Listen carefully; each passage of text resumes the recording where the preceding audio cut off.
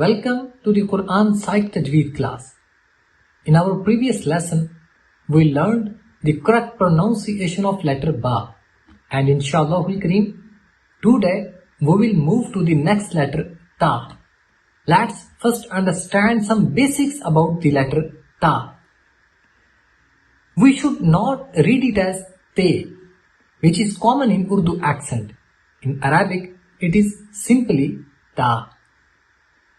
Just like Ba, we should not stretch it too much.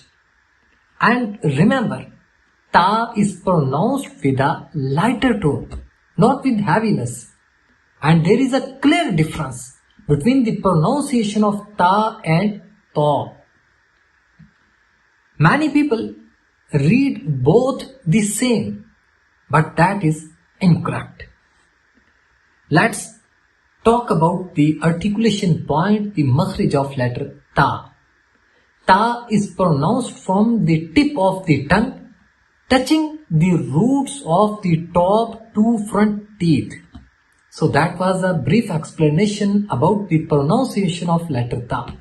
Inshallah Kareem, in our next videos, we will continue learning more letters, and inshallah Kareem, we will continue learning the Tajweed rules.